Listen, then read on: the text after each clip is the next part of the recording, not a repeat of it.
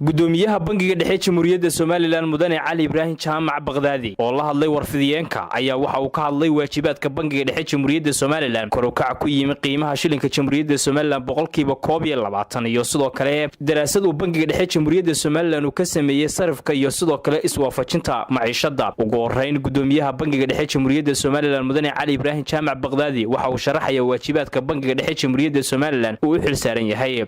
banka dhexe Jamhuuriyadda Soomaaliland waxaa la aasaasay 1994 waajibaadka asaasiga ee ugu muhiimsan inuu qabto banka dhexe waxaa ka mid ah inuu sameeyo siyaasadda lacagta ee Jamhuuriyadda Soomaaliland inuu dejiyo ascaarta gudaha inuu sameeyo lacagta waraaqaha iyo lacagta qadaadiicda inuu diiwaan geliyo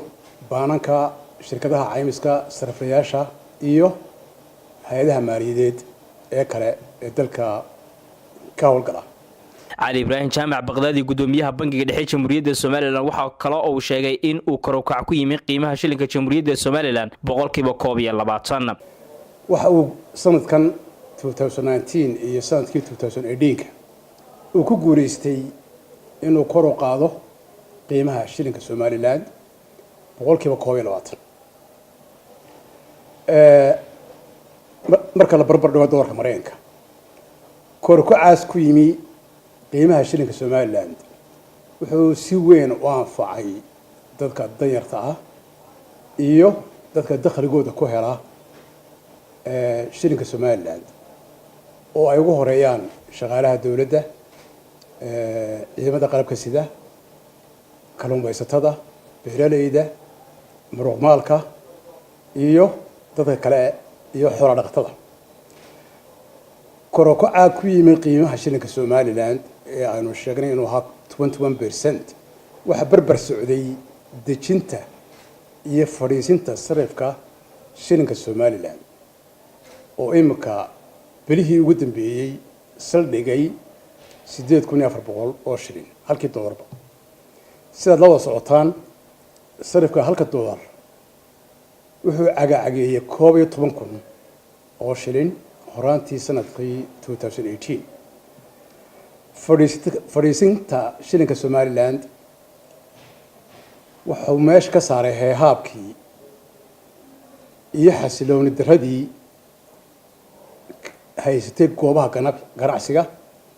iyo suuqyada sarifka waxaana soo noqotay haybadii iyo kalsoonidii ay reer Somaliland ku qabeen shilinkooda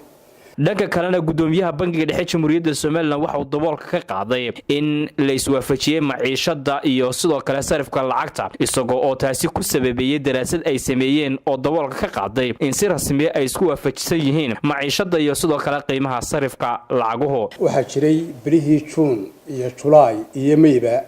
ee sanadkan cabashooyin ka imanayay dadweynaha oo tilmaamayay inaanay wada socon qiimaha doolarka lagu sarifo iyo maciishadu haddaba si aanu taa u hubino banka dhexe Jamhuuriyadda Soomaaliland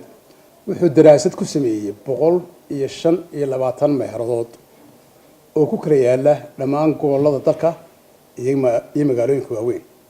meheradaas waxay isugu jireen hodheelo kaalmaha shidaalka iskuulada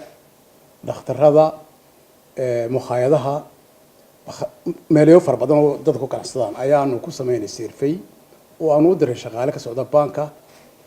oo soo eega sicirka ay ku iibinayaan hoos ahaan ayaanu xog iibsanaynay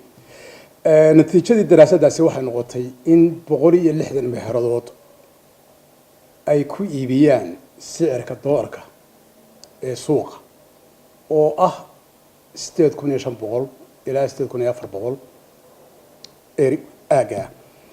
من waxa weeyaan boqolkiiba 82 meheradaha aan soo maray waxay ku iibinayeen waxay ganacsigooda ku iibinayeen sicirka doolarka ku joogo suuqa 35 meheradood ee soo haray oo u dhigantaa 18% ama boqolkiiba 18 waxay ku iibinayeen inta u dhaxaysa 8500 ilaa 9500 dhowr meheradoo fara ku tirisa 10000 ku iibinayay taasi waxay muujinaysaa inay meesha ka baxday oraahdii odhanaysay ma wada socdaan sicirka doolarka iyo maciishadu kol haddii boqolkiiba 82 meeladuhu ay ku iibinayaan sicirka doolarka ku jooga suuqa haddaba si baanka dhexe u joogteeyo isla jaanqaadka qiimaha doolarka iyo maciishada wuxuu baanka dhexe ku tala jiraa ama u qorshaysan sanadka 2020 inuu halka doolar uu ku hayo qiimaha 8,500 oo aanu marnaba gaari doonin 9,000 ama hoos uga dhici doonin 8,000 intaa u dhaxaysa 8,900 ayaanu ku hayn doonaa weliba 8,500 ayaanu insha Allah ku hayn doonaa